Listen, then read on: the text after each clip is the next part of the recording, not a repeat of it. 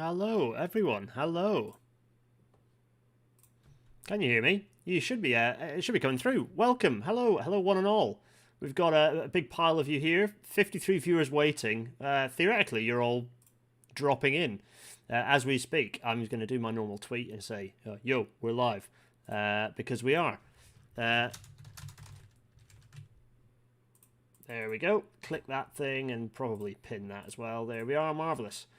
Oh, God, working from the office and doing rail natters is it would be fine if I left work at a normal time, but I've kind of been the last 2 weeks has been kind of shaped by me doing lots of first principles engineering and being highly entertained. So I was in the office until a little later today, hence all the thing. Lots of people atting me in and saying hi, hello. This should be this should be a fun one, you know. This should be a lot of fun. It's going to be a bit more rough and raw, but maybe it's back to our kind of rail natter roots a bit. By which I mean I've not prepped the the Google Maps is the Google Maps stuff is there ready to go. We'll have a little play. I took a slightly different approach, but this will be broadly similar to the Welsh railway map episode, which I really enjoyed, was a lot of fun, and kicked off some things on the Discord server. So. It's very quiet. Oh, wait a minute. Let me just check my. No, it doesn't look too bad. Let me just check the old sound settings, shall I? And then we'll see where we're at. So we have. I mean, what there are various bits in the news. I've been writing about. Oh yeah, it's a little quiet. Let's pop up to 75. There we go. 75. Marvelous. There was the driverless trains thing that was in the news recently. Did I? I don't think I covered that in the last news, did I? Am I going to tease some of the Network 2050 stuff? No. That's going to have an episode all of its own where we'll get everyone who's been working on it to come in and chat about what we've got, and we'll do that kind of when we've got a bit of a live site, which we kind of almost do at the moment. We'll get there. We'll chat about that later. This is going to be, as I say, I tell you what, let's. Hello. Let's get. I'm wearing my usual Train Spotter Greens for HS2 t-shirt, by the way. Merchandise is available. I'd recommend getting it. It's very good. Actually, it's kind of a quick splash of the old fluid. You didn't need to see that, did you? Anyway. So, what am I waffling on about? I am waffling on about, first of all, let's catch up with the COVID numbers. Ridership numbers. So we have, well, to be honest, the usual climb. We've got, you can't see it because my face is large. Let me go miniaturized face up in the top corner. Hello. A miniaturized face. Actually, no, we need to go no face in readiness for the news. So, not really much to report, to be honest. I'm not even going to get the old Wacom out. You can see that the steady climb, it's a pretty much a straight line. Nice straight line. Even if you trace back to before May, it's a pretty steady straight line upwards for rail ridership, with peaks, with bank holidays, I'd imagine. Bus ridership sort of has got a bit bouncy. Can't explain that. Maybe we'll see that normalise a bit later on. Again, you can see that there's a deeper trough in the weird projected numbers that we always know are not quite right. Those... we might expect those to given the depth of that trough, maybe there's going to be a slight slowing of increase, which would tally with, it would very much tally with the fact that there are substantial reports from various sources saying that the trains are now full. You know, they are as full as they can be with various levels of social distancing in place. So, yeah, we shall watch with interest. The number climbs. Anyway, the news. I only have one news thing in, actually. Yes, the driverless trains thing is happening, but maybe we'll maybe touch on that. I'll maybe touch on that next week. More entertainingly, Chesham and Amersham fun. Yes. All the chaos. What can I say? The Green Party have been saying, you know, they've been going full. Well, what they've been doing, I believe, is just continually posting PR disaster after PR disaster with like images of cars, and they're going to like poke fun at HS2, but there's them with a car and saying HS2 is bad, and then they're taking selfies with them in their cars. It's just been like crippling PR disaster after PR disaster. And now the Lib Dems have got involved. The Lib Dems now, Ed Davies saying that he'd pause the HS2 tunnelling works. Like, you what? Do you have any idea how complicated and expensive it would be to do that, and for what benefit? You don't need to pause anything. If there are local issues in relation to mitigation, then those should be addressed. But pausing the TBMs ain't going to do nothing. Anyway, just general chaos, all that good stuff. So yes, that's all we're not going to talk about that much. So that, as far as I can say, that's pretty much that for the news. We're going to go to Scotland. Here is a picture of it's not of me actually. It's not of anyone that I know, but it's a picture I took looking back at Ben Arthur, the cobbler, in the southern Arrochar Alps. Actually, I don't know if it counts. Oh no, they are the Arrochar Alps actually. Anyway, it's a glorious bit of the southwestern Highlands. Strongly recommend, because we're going to be talking about the Scottish railway map and how it should look. So we did this. You know what? I'll do the intro once the intro has played. We can chat about exactly what's going on. But can you get T-shirts with HS2 logos on? No, but I'd strongly recommend getting the Greens for HS2 stuff. I mean, the money goes to the Green Party, but I suppose the point is that you're in a roundabout way. Sort of supporting the HS2 cause within the Green Party, which I know lots of you say it's not important. It is important. The GPW needs to support HS2. They are a progressive force, and we need a good, strong, viable Green Party, national kind of English and Welsh Green Party for the benefit of the UK. We need them, and at the moment they are not. They're a very weak party, certainly nationally, and in terms of locally, they're pretty variable. Some areas they're really good, others they're pitiful. So they need to be strong. And the HS2 thing. Let me get my face back since I've got the t-shirt on. The HS2 thing kind of gets to the core. There's going to be a Greens for HS2 Rail Natter episode. I'm totally going to do it. I'm going to grab as many of them as I possibly can and bring them in. We'll talk about Greens for HS2 and why it's important, and why it's such an important thing that we have a strong Green Party of England and Wales. But the whole issue with HS2 is not necessarily so much about HS2. It's about evidence and the fact that it's a fundamental. The Green Party, GPW claims to be a party of evidence, and HS2 fundamentally rubs up against that. It's an entirely evidence-free standpoint, and so while the party can hold that stance against HS2, it's not evidence-based, and it's never going to thrive. It's never going to achieve what it's supposed to achieve, and. So that's the conflict. The conflict is bigger than HS2 actually. It's about evidence and the GPW leadership's lack of interest in it, and also wider sways of the wider party membership. I wrote about it. I'm sure you all saw. I did a nice picture of this split in the Green. It was very snazzy and annoyed lots of Green Party people. Shanberry DM'd me and told me off, and I said, okay, let's chat about it. And then she got busy with the election. Actually, to be fair, I'm not going to hold that against her.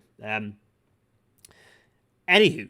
So, enough of me waffling. Let's crack on, shall we? Let's go back to the picture of Ben Arthur that Roaming Adocrat says is irrepresentative of Scotland. Good. Yeah, I'm glad you've moaned, because I've got another picture of hilliness that's going to come up after the intro, which is what's about to play next after I say, welcome to tonight's Rail Natter!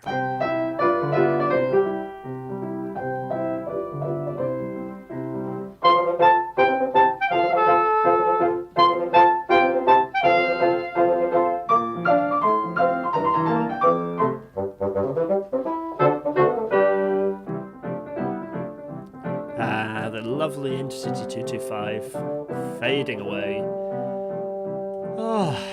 And let's now look at this glorious picture of it's not quite got the Kirang in it actually, but this is on the top of Trottenish, looking southwards along the ridge towards Portree on Skye, and actually I can. Slightly strangely, oh no, you don't want to see that. You want to see professional as ever. If I slide this slightly this way, yeah, you can see. Yeah, if I slide it this way, you can actually see the road there in the middle of the screen. That's the Kirang. Climbing up, it's a pretty spectacular bit of countryside. That vigorous. Recommend everyone goes to see it. Lovely. Anyway, enough of that. There you are. You can enjoy some. Enjoy some lovely views. No, enough of my waffling. I'm going to get my miniaturized face up in the top corner. Again, it's a photo of mine. I'm quite pleased with this one. No, you're here for trains, right? You're here for trains. Here's a nice Class 380 sat under the roof at. This looks like, what is this? This Oh, it's a 380. I was going to put I should have put a one of the slightly newer things in. Anyway, these have become slight kind of electric workhorses. This is Central, right? This is Central. I think it's Central. Yes, it is Central. It's a network rail station, and it is in Queen Street, so it's got to be Central. I don't know why I had a moment there. Anyway, the kind of that low span is really nice. Anyway, so when is Sky getting a fixed rail link? Well, indeed, John Christoph. Well, they just need to rail integrate the ferry, right? And have a rail integrate. Actually, don't need a ferry. Rail integrated bus through Broadford to Portree would be nice. So today we are talking about the way the railway map ought to look, or maybe saying how it ought to look isn't right. What we're going to do is we're going to be using a sort of the same algorithm we did for the Welsh railway map, but with Scotland, which is quite different structure. Like in terms of demographic shape, it's quite different. In terms of geography, it's quite different. And so I've done something slightly different. With the Welsh one, I was partly because the number of settlements is that much smaller. I kind of went for and the population density is less. It was more obvious to see what that network would look like. Whereas in this one, what I've tried to do is, as best I can without actually programming in, because I have no programming skills, this could be done quite neatly in R. I know that Robin Lovelace would just knock this out of the park with R very quickly. I'm sure lots of you watching this could. And so what I did was emulate the process that you do with a computer networking package, and essentially connected every node to every other node, with a node being a settlement. Every node to every other node. I'll explain this again when I put it on the map. We're already 12 minutes in. Connected every node to every other node, and in the central belt area, that results in a very dense network mesh. But we'll get to that. For starters, let's kind of repeat this whole presentation, this whole shtick.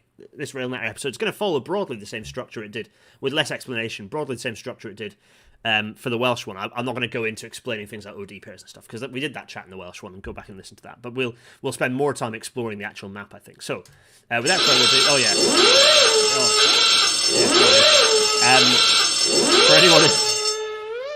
for anyone who isn't aware, crikey.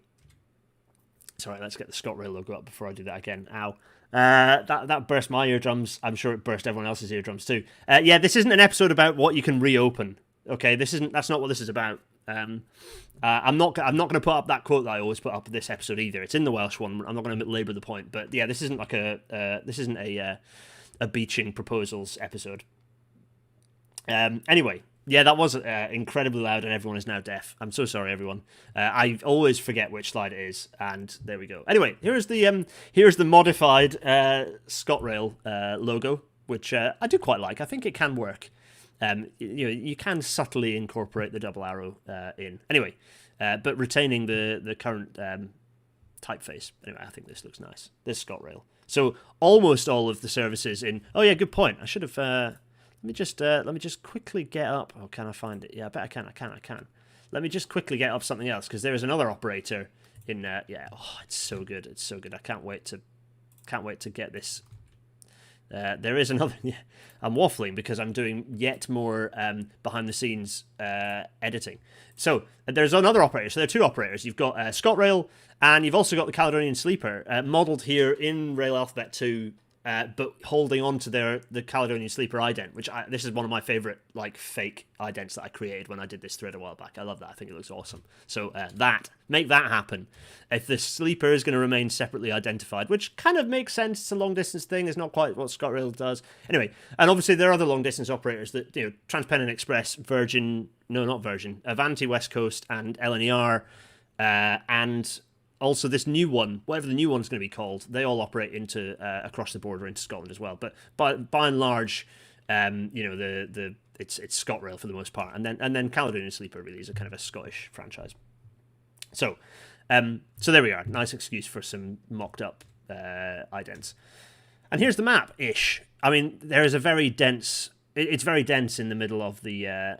Well, this is quite weird that it shows the Bowness and Kinneil Railway and the Keith and Dufton. Is this? I couldn't find in the TFW. Transport for Wales have their own version of this. I couldn't find a Scottish version, which to me is an indicator that Scotland's still quite far behind when it comes to properly integrated thing. I think an enthusiast has mocked this up, but it kind of gives you an idea of the rough shape. And there's reasonably good coverage with some gaps that we'll get to and we'll explore when we pick up the data. But there's the map. And right, so as last time, we'll very, very briefly look at the economics and demography of Scotland. So, firstly, Scotland, a lot bigger than Wales and Northern Ireland. So 5.5 million people, but that population is actually one that's decreasing. There are lots. I'm sure there are lots of. Are there lots of gnats? Are there lots of Scot gnats in here? Who are going to shout at me when I get things wrong? I'm Scottish, by the way. I was born in Edinburgh in Simpsons and grew up in Inverurie. So stuff you all if you're getting angry at me if I get things wrong. Although interestingly, I've kind of swung from being kind of fairly pro-union to at best can be described as union agnostic at this point.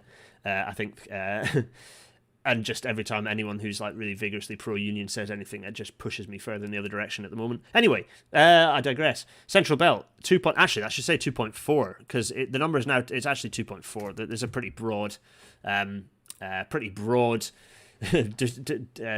definition of the Central Belt, the Scottish Central Belt, which I'll describe in a second when I put the map back up. But to kind of give you an idea, the Scottish Central Belt is the only part of the UK that operates as an urban hub outside of London. There's only one part of the UK that does that, and it's Scotland, and it's the Scottish Central Belt. The reason for that is, I'd argue that the reason for that is, Andy Bell wants me to say Crean Larich. Why is that? Crean Larich is very nice, yeah. The Scottish Central Belt, why does it work so well? Well, my thesis, if you like, is the fact that it's got just a huge number of fantastic transport links. So you can live anywhere between and beyond the centres of Glasgow and Edinburgh, and the connections are fantastic by rail. Just really fantastic. People who do that trip might not agree, and yes, the season ticket is very expensive. But it's because capacity is limited; they can charge what they like, and capacity has leapt upwards greatly as a result of the new 375s, the new ones, the new Hitachi ones. They're brilliant. They're really good trains. I was born in Nicky McLeod's asking. I was born in Simpsons. What year? What month? February 91. I was snowed in. Yeah. I'm only little. Anyway, so compare that to the West Midlands, 3 million and 2.8 million Greater Manchester. The Scottish Central Belt is an incredibly it managed to squeeze some moorland in between Glasgow and Edinburgh. There are some, you could stand in some of the areas just even a couple hundred metres away from the M8 and you'd be forgiven for thinking you're in the middle of nowhere. But actually, it is a hub. It is an urban hub. The connection between the two is very quick. It is an urban hub, and so it's the largest outside of London, really in the UK. If you're going to look at it like that, there are arguments, ways and means about what exactly that looks like. But anyway, so population size, Scotland is a big old lump, and it's a very heavily urbanised lump. So the point is, so here's the Scottish Central Belt. Where are we? Yeah, there's the Scottish Central Belt. If you can visualise, there's Scotland, right? And I do actually need my whacker. Where is it? Come here, Wackham. I need to scribble on things. So, here we are. Let me just click Control P. The Scottish Central Belt is, well, it depends on your definition. There are a couple of definitions. Interestingly, Alistair Ray on the Twitter has posted about this. Alistair, if you're watching, hi. Interestingly, he posted about the Scottish Central Belt was being discussed, and Alistair posted about it, and I'm going to use his image in a second without crediting him. I'm doing it by audio form. Alistair, thank you. So there's Glasgow, and there's Edinburgh. And the two of them are actually, you can see there's not a huge amount between them, but actually quite well. This whole area, and right up to kind of Stirling as well. This whole area is actually, and down and then up the Clyde as well, and right the way along. All of this is heavily populated, and if I flick back, you'll see kind of a slightly better picture there. You can see all these towns, kind of fairly sizable towns. This one though, this is Alistair Ray's image. This is just looking at the M8 corridor. So looking at the M8 from Port Glasgow and Greenock over to where it terminates on the A720 at the big roundabout next to where that Krispy Kreme donut place opened, and everyone went absolutely raging when it appeared, and we're queuing for miles when it. Anyway, that was a bit of a bizarre episode. Anyway, so you can see the M8. There's the M8 whizzing along, doing its thing, and essentially, I think, was it 10 kilometres either side of it? Alistair, what did you do? I can't remember. Anyway, basically, you can see it's about a nominal kind of bubble all around. And that captures, I think, 2.7 million people. And then if you kind of expand it up, include the top of Falkirk and then get Stirling and all the areas around there, kind of that those parts, get them bring them in and these and by the time you've and kind of this stuff here as well. By the time you've done that, and then also you can potentially expand it to include the kind of the urbanised bits of Fife as well. By the time you've done that, you're accounting for between 50 and like 80% of the Scottish population. So actually, Scotland is very heavily urbanised with lots of rural bits. And it doesn't stop there, because there are other urbanised bits as well, which we'll touch on momentarily. I'm going to put the Wacom away, though, first, because otherwise I'm going to elbow it off the table and make everything go smash. Do at me in to the... do at me into the... in the chat if you've got queries and questions, by the way. So that's the Scottish Central Belt, and yeah, so the point of this was like at least half of Scotland's population lives in the Central Belt. Why is this relevant? Well, we'll have a look at the map later and we'll see. So yeah, so here's the density map, and you can see, I shouldn't have put the Wacom away. You can see that you've got the Scottish Central Belt, and then other densely populated areas. You've got basically it's the East Coast. You've got the East Coast. You've got Inverness there, little blip. Aberdeen and the whole of Aberdeenshire is actually quite reasonably densely populated. And then you've got the east coast down, Montrose, Arbroath, and then Dundee, and then there's Perth at the end of the Tay as well there. And then the other thing you'll notice is just everything else is white. And white is like Sahara Desert levels of population density. There is nothing. I've got rid of Orkney and Shetland. For all the not in the box people, sorry, it's a railway network, and so I'm looking at the contiguous mainland, and I couldn't be bothered to trace out and get rid of the Isle of Skye. And anyway, it's fine. I'm sure you don't mind too much. You get my logic. Martha Lauren, okay, I'll bite. What is Scotland? Yeah, I know. Like I could go full Justin Rosniak and like use the Socratic method to explain what Scotland is, but Scotland is this lumpy thing here, and it has an England attached to it at the bottom. It's not attached physically to Wales. Attached by the heart, perhaps. Anyway, so that's the kind of the population density of Scotland, so you can get an idea of demography there. And then bringing up exactly the same slide I used for Wales, you can see if... I shouldn't have put the Wacom away. There's much Wacoming to... No, you know what? I don't. I can wiggle my mouse around and you all see what's going on. Scotland, in terms of GDP and deprivation measures are better here. Again, this is a very broad brush, blunt instrument of a way to look at... but basically, it's a story of East versus West. The east of Scotland is pretty well off. In some cases, weirdly, because of Aberdeen's... because of some very rich people who live in Aberdeen, because of oil. The east coast and around Aberdeen is particularly rich. It's like in the higher end richness in what used to be called the normal EU before Britain ran away. And in the West, because the West is typified by rurality, it's much lower GDP, and it scores higher on in various parts of it scores higher on the deprivation kind of range as well. So that's kind of the story really, and it's I'm looking at the island of Ireland and looking at this. I need to look at next stop island of Ireland right for this one. I think it'll be a bit of a while before I can do that, partly because I don't have the town data, so I need to do some extra digging because different countries. Not for long. Anyway, right, Scotland, story of East and West when it comes to GDP. So the current network, well, we kind of got the rubbish map up, right? Robin Denham points out that we should be making long Scotland, involving extending it down the west coast until there's a Wales-Scotland border. Someone's going to have to make that affirmative action, and, I'm not a halberdier, but I know a few you might be. Socorro is assuming that the east coast is flattish compared to the west coast. Yeah, absolutely. What Scotland is very much like. So if you look at the map, all the wibbly stuff on the west side, all this is like Norway. It's like mini Norway. It's all fjords, if you like. Lots of sea lochs, very mountainous. And then on the east coast, it's got Aberdeen, or rather a little bit inland. Aberdeen gets the coastal effects from the North Sea, but inland where I grew up, there's Inverurie. That little blue lump there is Inverurie, and it's one of the sunniest parts of the UK because it has the fern effect, that rain shadow effect of everything coming over the highlands, and so dropping a lot of the rain. Because of meteorology, dropping a lot of its rain, and actually there being much less rain and less cloud, which means it's quite sunny, which means this is particularly this corner, Aberdeenshire is an incredibly fertile part of the country. Huge amount of agriculture up in the northeast. I think we talked about this a little bit in the Green Rail Natter, of which there's going to be another one fairly soon, I'm sure.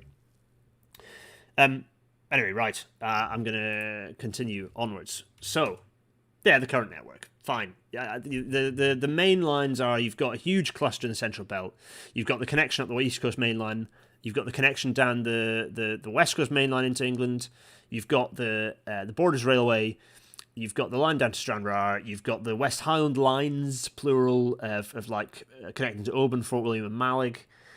You've got then the Highland Main Line, which goes from really the Highland Main Line's from Perth up to Inverness, but I suppose you can kind of call it a bit of it. Some people argue that it's part of the East Coast, but it's not. The Highland Main Line from Perth to Inverness, and sort of including the bit from Stirling to Perth, if you like. But actually, really, that's I don't know what the official name of that is, but that's kind of it's doing the job of connecting the central belt up towards both Perth and Aberdeen. And then you've got the East Coast Main Line, if you like, or rather kind of the Edinburgh Aberdeen line, kind of going up the East Coast. You've got the Five Circle. You've got the weird, bizarre single track thing that goes from Perth to Ladybank. And you've got then the Far North lines, which is the Kyle line and the line up to George Mass Junction, splitting, going off to Thurso and Wick. And I've got this in geographical form, which will make it make more sense as well. And there's loads of stuff in the Central Belt that I've not talked about. But anyway, that's the broad structure, and it makes more sense geographically. This map is indeed missing the leaving link. Yeah, it's because it doesn't exist yet. I'm not quite sure how they're going to draw it on this style. They have to redraw it. Gutted. Anywho, right, that's it. We're only half an hour in. Good grief. This took a lot longer. Does the Highland Main Line include the West Highland Line? No, they're totally separate. So the West Highland Line is this bit here, totally separate from the Highland Main Line. So the West Highland Line, it's kind of a, they're totally separate. They're totally separate. And it takes ages to connect between them. And it's Matt Reed. It's interesting that you point that out because it's Detour. Name the data required for Ireland, and I'll see what is sourceable for Ireland. Thanks, Detour. Yeah, I'll message you on the Discord. That's very useful. Jordan Jack can't stick around for the whole ep. We'll catch up. Thanks for article and rail about CNER. Oh yeah. The campaign to open Northeast Railway action. If you'd saw my piece in Rail magazine, wait a minute, it's here. It's in front of me right now. Look, it's here. Is it? Yeah, it is. Look, it's me. It's me writing stuff in Rail. Which is topical for what we're talking about. Anyway, have a look at that. If you're a general railway reopening or rail line campaigner, I'd just generally give some broad advice about what works in there. Anyway, right, I'm waffling. Let's get on with things. So, we're going to look at the map. Firstly, let's get Google Earth up. So, we're starting with nothing. Here is a big island that is a very, very strange, and for me at least, very recognisable shape, which is the British mainland. There it is. This line here, this spiky line here, is the Scottish border. And north of that is Scotland. South of it is England. And north of it, also there's lots of islands. Many, many islands. Hebrides and Orkney, and then also Shetland, which is pretty much Norway. But anyway, and you can see the lumpy bits. You can see all the spiky, lumpy stuff here of the Scottish Highlands. And there's the kind of the Grampian Mountains with the Cairngorms in the middle there, looking very tall. Mountainy. The current existing network looks like this. So there's the existing network. So that kind of hopefully helps geographically to explain what's going on. Where are lots of chat going on. Yes. They do come very close at one point. Yeah, here they are very close. I've cycled this. The connection... Actually, I've not cycled the close bit. I've cycled the far bit down along Loch... kind of this way, along Loch Rannoch and to Pitlochry. But that's kind of by the by. They do get very close at one point. Here they are, looking very close. There's Loch Treeg, and there is... did I say Loch Rannoch? I don't mean Loch Rannoch at all. Anyway, I'm waffling. Is it Tummel? No, I'm getting confused. Loch Rannoch is this one. There it is. Yeah. Anyway, I digress substantially. Tullach. Sorry, I'm getting distracted because I always like looking at maps and I get excitable and then start reminiscing about railways, and also I'm getting my lochs wrong because that's... Wait a minute. There is... lochs, many lochs. Anyway, there's the West Highland Line. There's coming to Fort William. Right, I digress. Broadly, you can see there is the Scottish railway map. You can see the squiggly Far North line going up to Wick and Thurso. You can see the line going to Kyle. You can see the line going to Mallock. There's Fort William here. There's Oban. The lines meet at Crianlarich. There used to be a connection across here. We'll get to that. And then you've got the lines going down the west coast, and then the west coast main line, weirdly, is this squiggly one here. You wouldn't think so, would you? And then the line, the kind of the Dumfries line that goes down here as well. Then the east coast main line doing its thing. and then the Borders Railway, sort of going down the middle. So that's the rail network, and then the Aberdeen-Inverness line, the Inverurie, and then the Aberdeen down to Dundee here, and you've got the connections kind of around through Fife. So there's the map. There's the map. Now, as ever, how did I do this last time? Well, I plotted settlements, didn't I? So I started with let's hide the existing railway map now. Forget the existing railway map. We're just going to bring up the settlements. So in terms of town, same methodology as Wales. If for those of you who watched, again, sorry for audio, and I don't know how well this is going to work, but we have Greater Glasgow, if you like. We have Greater Edinburgh in a very weird splodge, indicating the bizarre way that the constituency or sort of authority boundaries are drawn.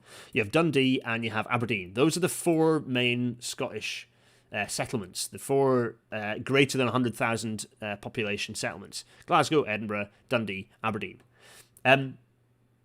Then we follow up with the 50,000 to 100,000 settlements, and all of those are in the Central Belt. So what have we got? We've got, is that just kind of broadly sort of Glenrothes area around there? And then we've got, let's see, we've also got, what's that, like Livingston sort of area? Is that? And then, what's this bit? This will be, actually, what is, well, I don't, some of these are they're kind of like broadly map onto sort of towns, sort of, so that the reason I'm hesitating is because they kind of splodge onto kind of being unitary authority type situations. Like if I go onto the rail map online, which we're going to look at quite extensively, so you've kind of got like the one up there, I don't know what that group is, but it's like Kirklintock and sort of Cadder, Bishopsbriggs and Steps and all that lump up there. And right up to, maybe it's Cumbernauld. Oh, that's Cumbernauld. It's Cumbernauld. Of course it's Cumbernauld, everyone. Thank you. And then you've got like East Kilbride. So you've got kind of these big urban areas, kind of some of them being new towns, actually. Then we go for the 10 to 50k, and lots more places. I'm not going to name all these. All of a sudden, you've got lots more places have appeared. Including some place. So at this point, you can see Inverness it's deceptively tiny. Inverness has only just appeared there, 10 to 50. You've got Huntly. You've got Fraserburgh, Peterhead, Ellen, Inverurie. Although, what the hell is this shape? Inverurie, I could not recognise this shape, because what is that? But I presume that's because, is it because I don't know why. I presume it's the authority boundary. So I mean, it's very strange. I don't recognise. Inverurie is a very distinctive teardrop shape. You can see I grew up there, very distinctive teardrop shape with leaky bits as it's kind of expanded. But that shape is strange, unless it's somehow the data's told me a load of big plans. It's Dunfermline rather than Glenrothes. Thanks, Sunil Dever. Yeah, I know. I stacked it. And then is that West Hill? I presume that's West Hill. Next to Aberdeen. Anyway, so these places, you'll notice no others now. So that's so it's very much Central Belt. Then kind of Dumfries, I presume. Is it Dumfries? Let's go in here and check to double check, make sure I'm not embarrassing myself again.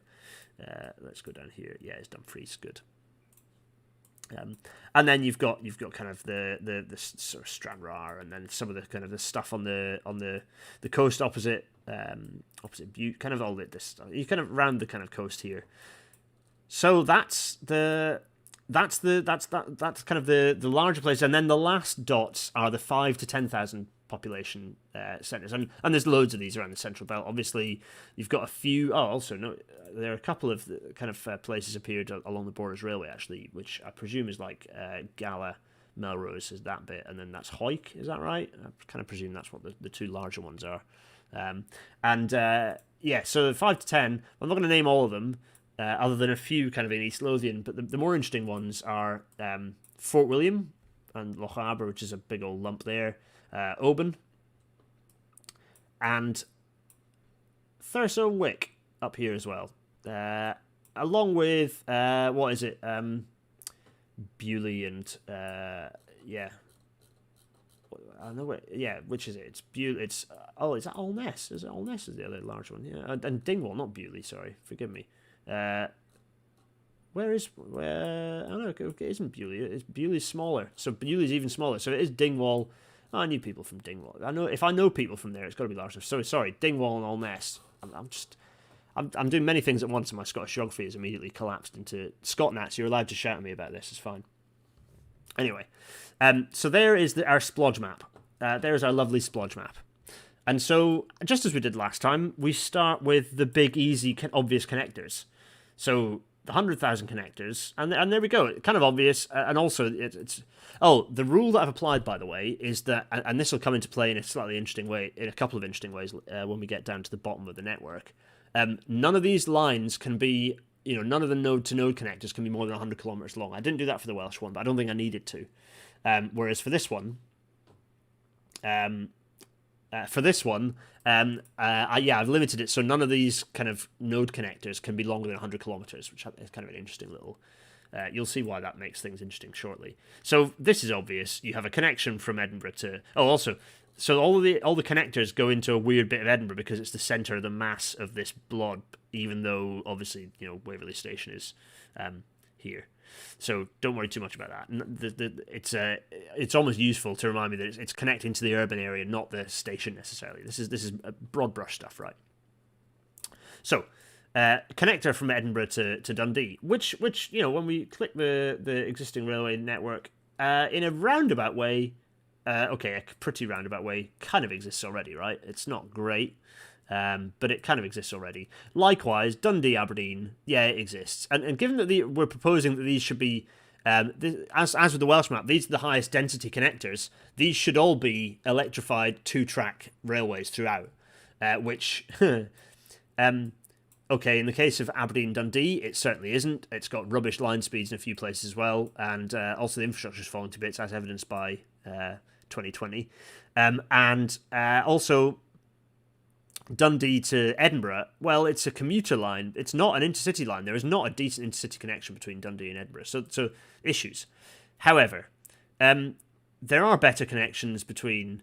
Certainly, kind of Glasgow Dundee is not bad. Or it's kind of pretty weavy, but actually it's not bad. I think per mile, even though it's a longer distance, I think per mile it covers it quicker than Edinburgh Dundee does because of the Fife faff, if you like. And then probably the most effective because there are lots of connections, lots of fast connections, and all of them are electrified. You can see the weirdly, it's the Airdrie Bathgate line that's the most direct straight line between our dot anyway. Airdrie Bathgate is the most direct line. The Falkirk High line is a bit out there, but given that you can see that it's kind of going up through. It's going up through Cumbernauld and then it's kind of coming down through some of those urban population areas, although skirting around them in a bit of a weird way. Like the network maybe would make more sense if it was... But anyway, you can sort of see what's going on there. You can sort of see some of this. This is going to get more dense and more complicated as we start joining the dots with the kind of the connectors between the smaller places. I think very quickly this mesh becomes complicated. So there we go. So that's our core intercity network needs to be connecting these 4 centres. So let's try the next line of connectors, which is the connectors between everywhere greater than 50. All population centres greater than 50,000, and already it's got complicated, and you can see some duplication as well. And actually, I suppose some of these lines, I'd maybe just get rid of them and have a kind of... If I was doing it in R, I think you can do like angle. You can delete lines based on how close an angle they have. If there's too shallow an angle between them, it'll delete the longer one and keep the shorter ones. I presume that's how you program it in. Coders. People who write R/any code that does this sort of thing, I presume that's kind of right, yeah? By the way, for anyone who's Network 2050 adjacent involved in this... yes, anyone who's involved in the Network 2050 stuff, this is the 2022 plan. We're going to incorporate this logic into pulling out the data that we've got. So drawing these nodal maps and then influencing them by the data sets that we've got. That's the plan, but we'll talk more about that at the end. So this one gets messier. I'm going to switch off the larger connectors to make it a bit clearer, but you can see lots of there's just chaos. There's kind of a bit of chaos, and this chaos in the central belt is going to happen. And it's partly as a result of the fact that there's kind of just there's not an obvious linear pattern between these. There's just a huge splodge of all sorts going on everywhere. Things obviously converge going northwards.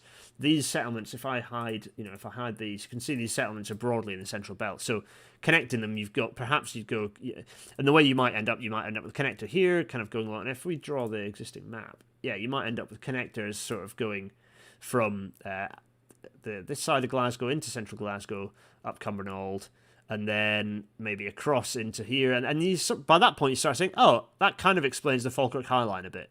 Fair enough. In terms of the connectors southwards, yeah, again, it's a bit, what is the best? And you can see it becomes challenging. Like, how are you providing for, what way are we? What's the optimized way to provide for this pattern? And this is where clever networking algorithms can do the work. Hi, Ella. John Christopher saying you probably did an ArcMap with a bit of Python scripting. Yeah, probably. I need to learn Python. Roaming Adocrats, please, because it's made a huge saltire. Sort of, yeah.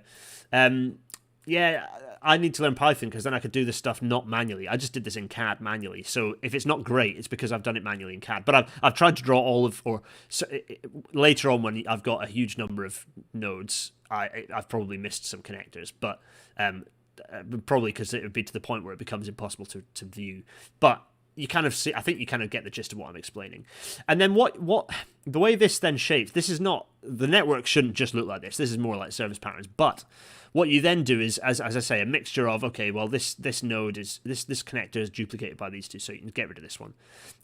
Actually, you'd get rid of this straight line because you can go between these two. So two of those drop out. And by the time you sort of do a few for example, this one, you'd say, well, get rid of this one because it's kind of connected. By the time you've got rid of those, it'll start looking more like a network map. And if I'd had more time this week, I'd have probably gone through that process a bit. But actually, there were so many, I kind of got somewhat disheartened by how many appeared later on. But I think it's interesting for discussion purposes. And also, it's interesting for when you overlay the existing map, sort of seeing how some of these lines, sort of where some of these node connectors, kind of how they function. Also, like, being embarrassed by how uselessly some of these areas are connected. Although saying that, some of them it's because the area does not tally to the urban area. I think it's a Scotland thing because the Welsh one, they tallied quite nicely to the built-up area. These ones, the Scottish data collection is different.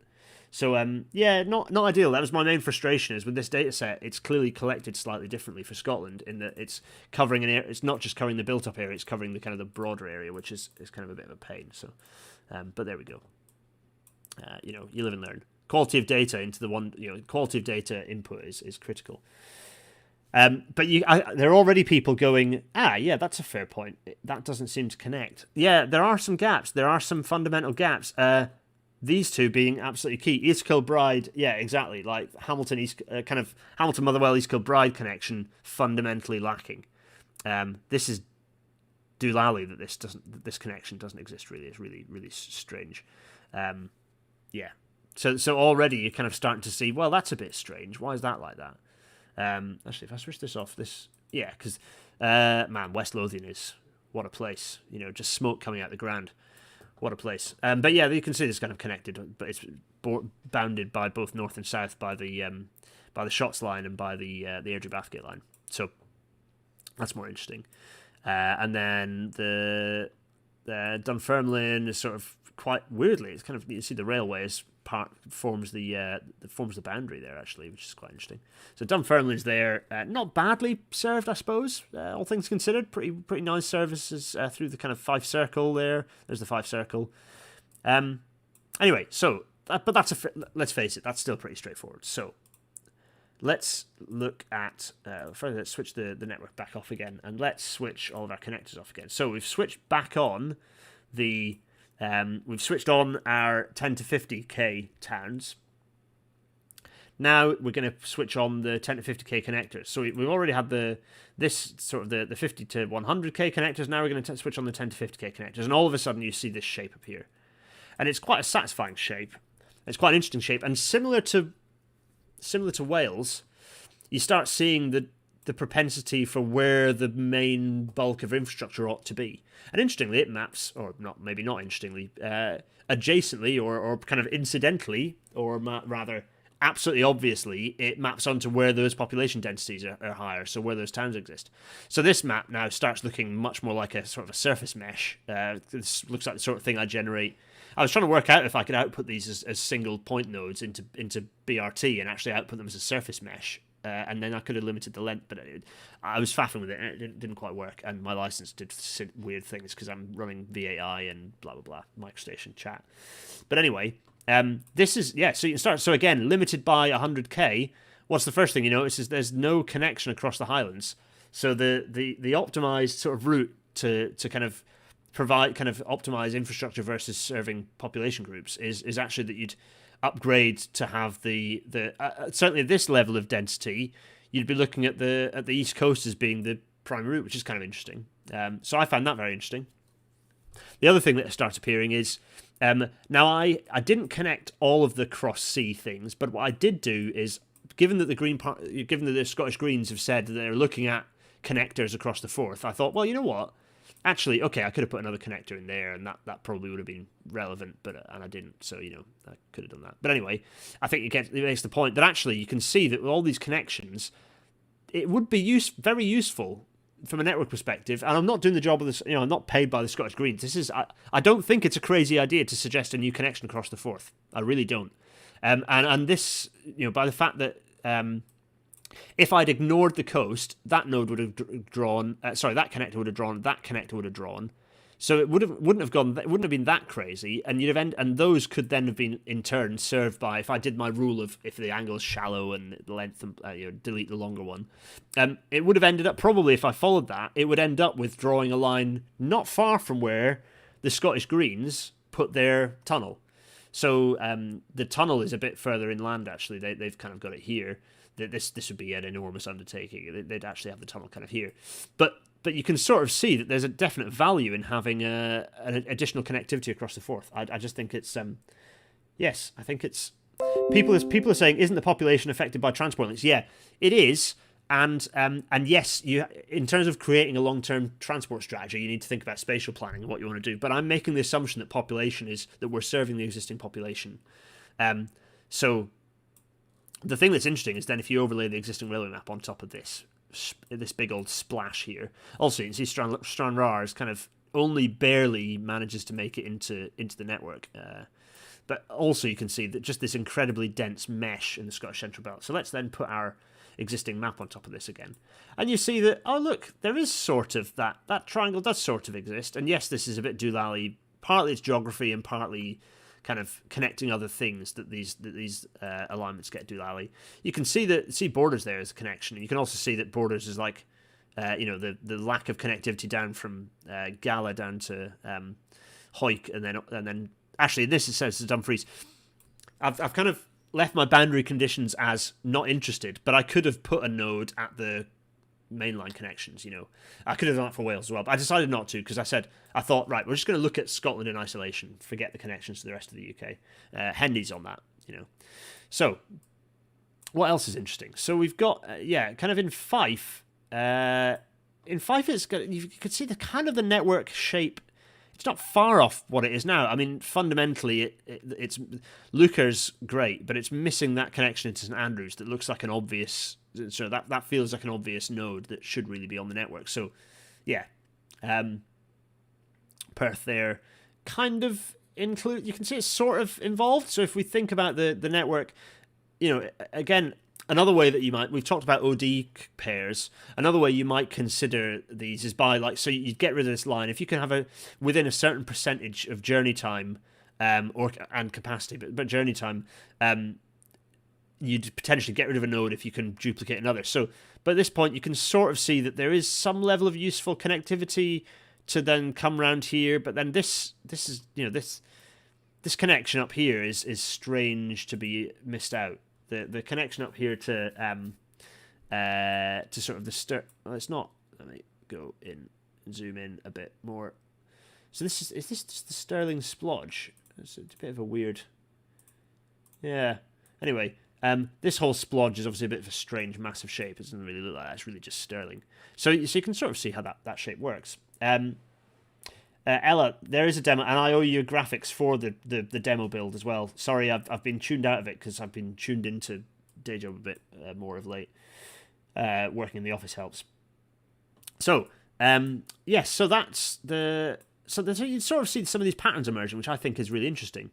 But then if you look at the existing rail map, the fact that you've got the Highland Main Line doesn't make it on. And you might think, well, okay, fine, but surely it'll appear on when some of the settlements along the Highland Main Line justify the fact that line will appear, right?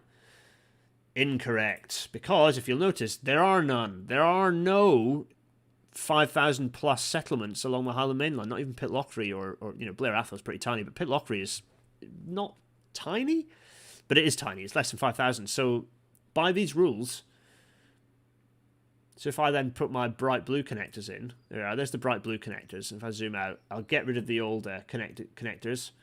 There we are. You can see it's a pretty dense mesh now. Now that I've added in my little blue, my dark blue nodes. These are quite hard to see, aren't they? Sorry. But what do we notice? So Fort William has appeared, as has Oban. And so fairly quickly, and what will be interesting is what's the quickest way, based on these nodes, what's the quickest way to get from Inverness to Glasgow? And you start seeing that, actually, the quickest way is to go from... Actually, there should probably be a node from there to there. Oh, maybe. Yeah, possibly 100 kilometres. I'm not quite sure. Possibly. I'm noticing that, because I did this manually, I'm noticing nodes that I potentially missed. But anyway, I think you're all getting the gist.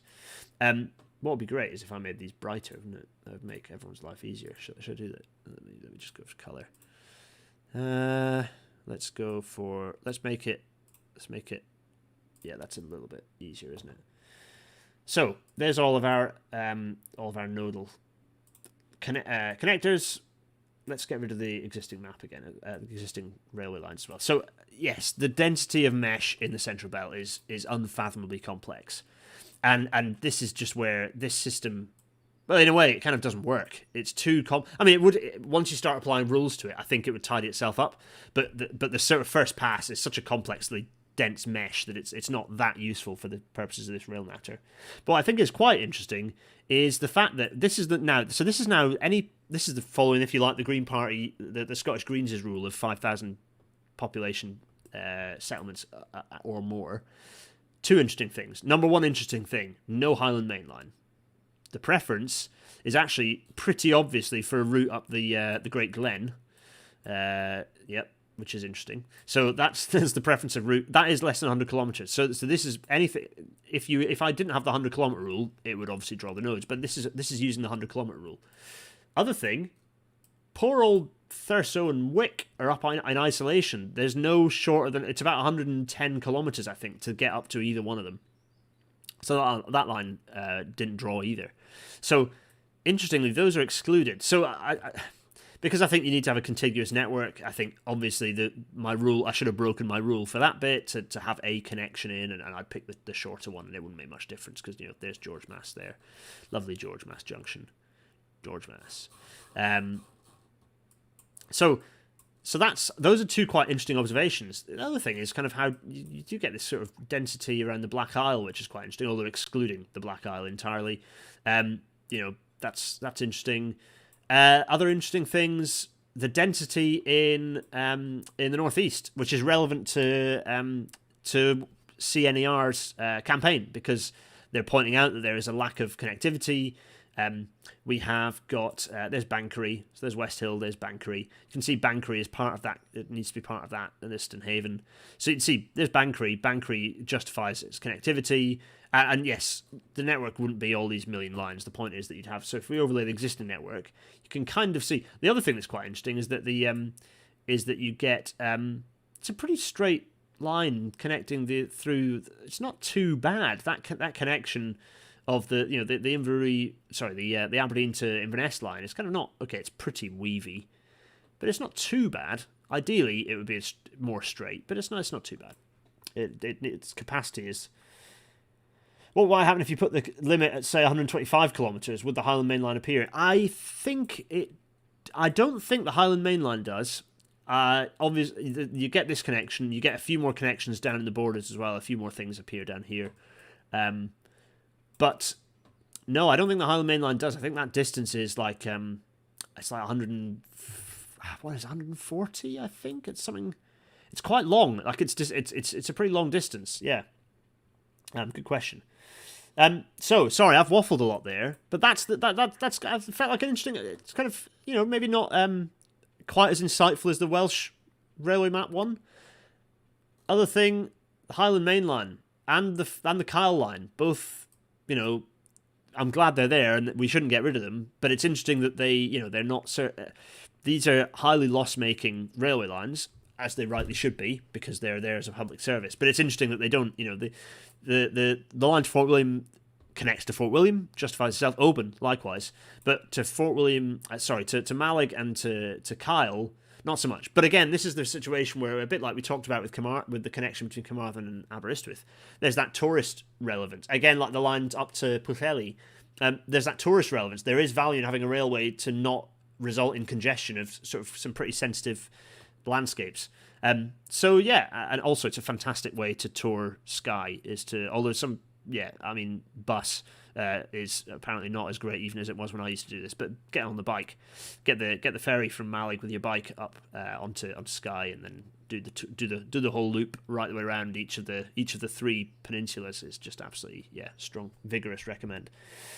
So that's the map. I think it's quite interesting. I think it's interesting that gap is interesting. Perhaps the gap up to Thurstonwick is less obvious because it's such a, it's known that it's a spectacularly. I mean, the other thing is these stations are all you wouldn't get rid of them because they're more populated than this, but they're definitely. I always think, oh come on, just connect, skip that loop and increase the journey, improve the journey times. But anyway, it's that challenge of journey times versus service provision. Anyway, I waffle. There's the map. I don't know. Was that interesting? Was it useful? Was it basically pointless?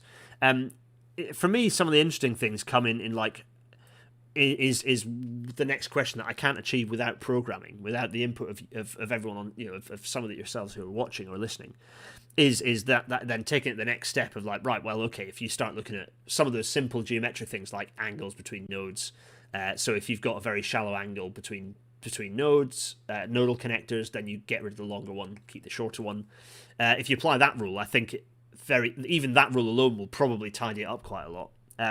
I think then if you start applying some of the other things like, okay, well, if this one serves more than one node, then prioritize that one, delete the other one if there are enough within a certain band. I think with some basic geometry-based kind of connector deleting rules, I think the map would start looking more sensible more quickly.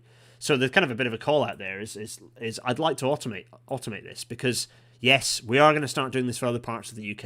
I'd like to do it for the island of Ireland as well, actually, as a whole, but also start doing it perhaps regionally to start with. It'd be interesting to do it for the region, to start with kind of the Transport for the North's region and then do one for Midlands Connect region and kind of keep doing that. It might be interesting to do that, but if I start doing that, the density of population in England means that I'm going to need to automate this process. It's going to need to become an automatic process. So before I do the next episode, it would be cool to start automating this. So for this first stage of automation, I don't mean taking all the stuff from the Network 2050 project, which is a load of huge amount of open data. For now, just the geometry, just the geometric rules, which I think would be fun to play with. So get in touch if you're interested in doing that thing, that sort of thing. There's the map. I'm going to go for questions. Don't worry, this is not the end of the episode quite yet. I know I've actually kind of managed to keep it to an hour, which is good. Sunil Dever is saying, yes, weighting different aspects would be interesting programmatically, as people have suggested.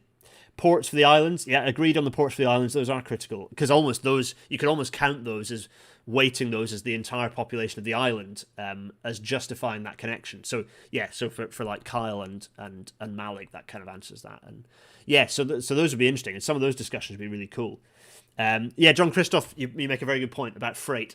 These are passenger only, so freight clearly is more complex because it's not as easy to get access to, like, well, what do those nodes, what justifies the existence of those nodes? Is it just rail freight interchanges, or is it still population, or is it, that's more complicated? So I've stuck to passengers only, people only, just sort of for the simplicity of kind of looking at what that shape is. So it's a very good point. Oh yes, I even got a tab up. So this is part of the discussion that I didn't have, which I should have had. Unfortunately, I don't have a data set of Scottish former railway lines that I could import into Google Earth to show you, like I did for Wales. If you remember the Welsh one, when I had the Wales map, we actually had I kind of had them in a nice thin pale line of all the old former railways. It's nice, kind of nice to see that. Hello, old friend. Anyway, I don't have that for Scotland because for some reason I only have them for England and Wales. Well, not for some reason, it's because someone's I don't know, angry. And maybe I should contact the Rail Map Online people because they're brilliant. But you can see some of it. So yes, there are former railway lines out to Banchory that satisfy that node. I suppose it's just a bit less pretty for me to compare without. Yeah, it'd be nice to get all of these into a Google Earth KML and compare them. But you can see that there are some. So for example, some of the obvious gaps. What have we got? Are there connections at the south? Connecting between Stranraer and Dumfries? Well, of course there is. Yeah, there is. There they are. You made that connection. So yes, there are lots of lines that did do the jobs of some of those nodal connectors that don't exist anymore. Certainly in the northeast there are. Although the north coast one was always interesting. There was never actually a connection between local hero Penang, Banff, and Fraserburgh. There was that connection never actually existed. It kind of ran out to Banff and then ended. I don't know if ever there was a plan for one, but yeah, it certainly never came to fruition. I mean, invariably there was a plan for one, but it never came to fruition.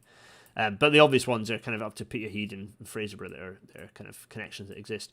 And then I think some of the connections, I mean, Fife, absolutely, connections there that exist that don't exist that ought to. For example, right there in the Fife coast, I think is interesting to look at as a.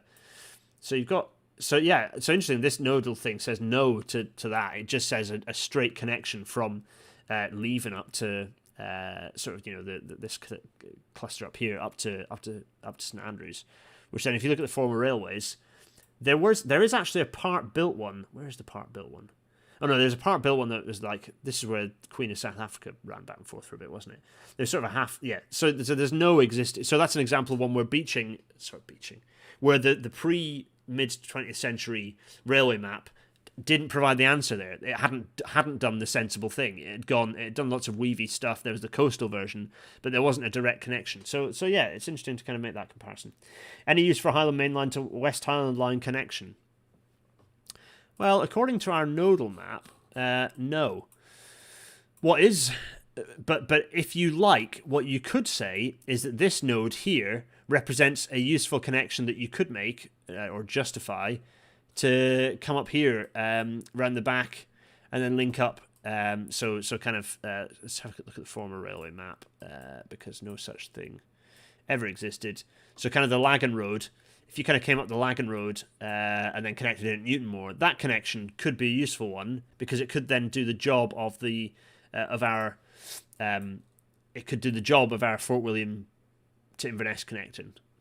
So that could suddenly make sense. And from a tourism perspective, the usefulness of it, how so many people make that journey. That road is chock-a-block with coaches.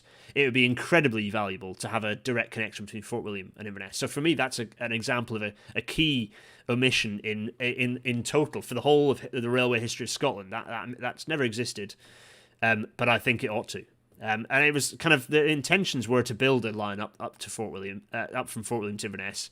In fact, I think I talked about that in my interview when I was talking about the Connell Bridge. There were long-term aspirations for that, but it got kiboshed by stupid, railway company competition. So yes. Ella, the developer, yes, I will have a chat with you about display stuff. I need to engage a bit with that. You've all done some fantastic work at Network 2050, which is why when I get these slides back, so we did all that. Thoughts. Any other thoughts before I go to thoughts? Network 2050. This is based on this was people who were very excited. People who were very excited on the previous. The Welsh episode and kind of got involved in. I mentioned Network 2050 and kind of what it had been and what it was becoming, and now it's become a formal thing with loads of people getting involved, and so I think we'll tease this at some point. When there's a visualization, there's a kind of a bit of a proof that I need to have a look at. So for all of you, those of you who've been working on this, thanks so much for the effort you put into it. It's fantastic. We've crowdsourced this incredible. So there are two things going on. There's the kind of the front end that obviously how people see it, and then the back end of the data sets. And there's kind of Will Deacon's been doing a lot of work with the data sets, and a lot of people. In fact, Detour is here, kind of one of the people kind of. I know loads of people are kind of involved in that, the data side as well. But also there's the front end actually making it work. There is a demo version in my DMs, so that's very exciting. So for all the people, the Network 2050 people, thank you so much for the efforts. And this is sort of this thing that what we've talked about now, the algorithm side, is probably quite easy to implement actually.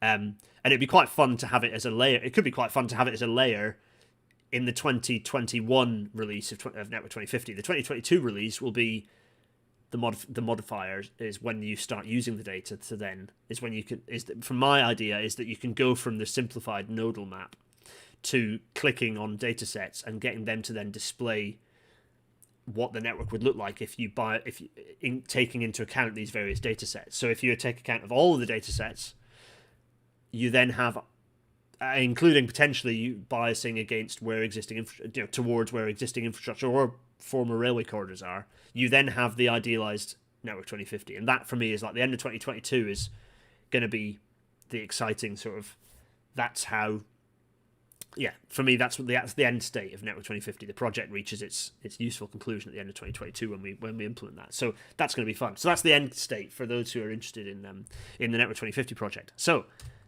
yes, thoughts. Thanks for listening. I realize it's not run on that long. We're doing all right, but send in your thoughts. Sunil. I keep saying Sunil. Sunil. Yes. They did get part way there. They got to Fort Augustus actually, and it was hilarious. It was quite a hell. It's now a good cycle lane for much of its length, not all of it. It's quite interesting to have a look cycle on that line. I have done. It's nice. No pressure for the dev team. Yeah, no pressure. If it isn't 2022, it's not 2022. But I think it's not hugely complex, and I think that the 2022 bit is probably a lot harder because it's lots of things talking to each other. The 2021 bit is much easier because essentially there's lots of static layers that just have to sort of graphically interact with each other all right on a user interface. So yeah, the 2022 stuff is a bit harder, but we'll get there. We've talked about freight already a bit, Michael C. If we included freight, I don't know how it would modify the network, but we need to develop the right nodes to start with to understand how that would shape the network. Whether I do that in addition to the passenger nodes or whether I do that separately and have two separate networks that then overlay and interact with each other. Thoughts on a postcard, discuss in the Discord, and maybe we can have a look at doing a freight one. It could be interesting. Matt Reed, if I was going to put high-speed rail in Scotland, where would I put it? I'd put it along the I'd put it along this line. The definitely be going along the big bright line connectors. So this one, high-speed rail. So there'd be high-speed rail connecting Edinburgh, Glasgow to Dundee to Edinburgh, and then Dundee to Aberdeen. So 1, 2, 3, 4 separate high-speed lines. Should HS2 trains run through Aberdeen via the ECML? No, they shouldn't. We should run that coastal line is better to run an all-stopping but higher frequency electrified service.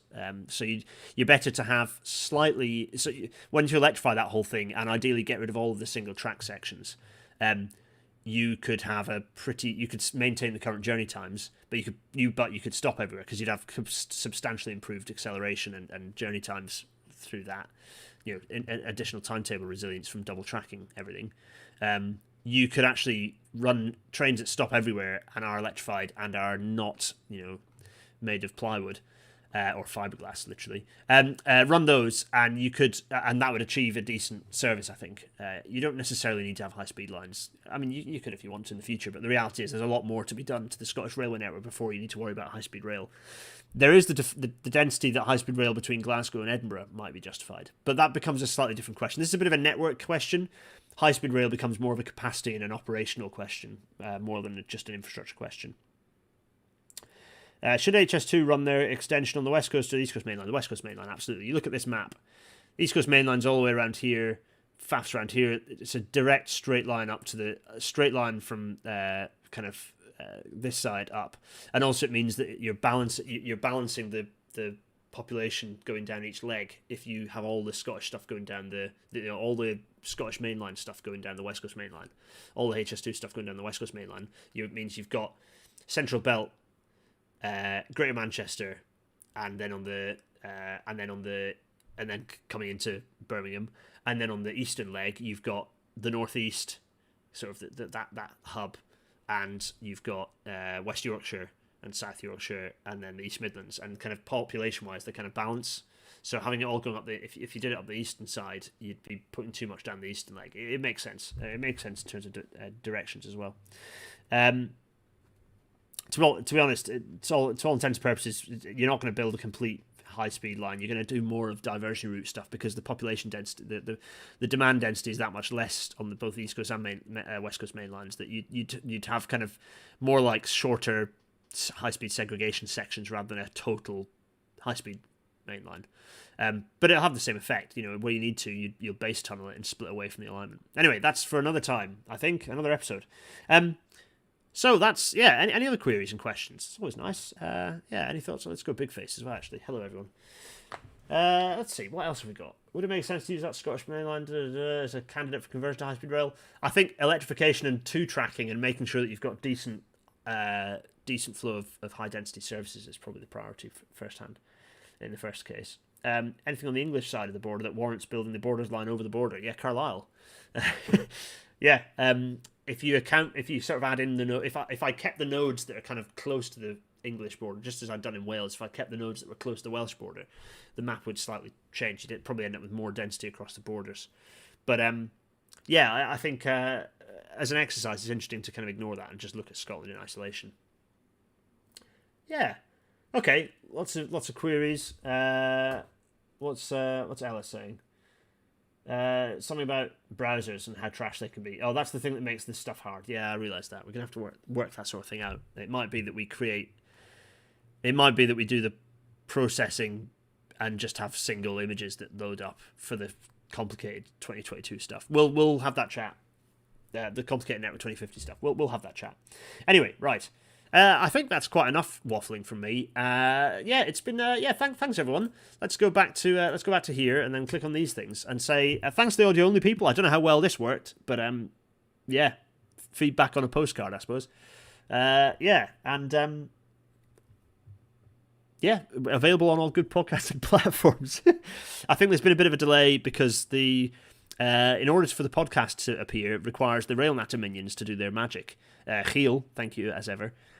Giel's had exams, so has been preoccupied, rightly. And my thing to Giel was, just don't do it until you're ready to. That's fine, because I think there's nothing more important than Giel's exams. RailNatter can wait. So if you're hearing this a bit later than you'd like to, and you really enjoy these appearing in a timely fashion, I'm really sorry.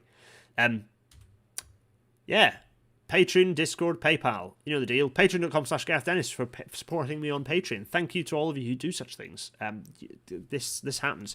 And the Discord, yes, I need to update the logo, everyone. Do click the like and subscribe buttons as well. We're edging towards, I don't know, how many subscribers have I got? I can't remember.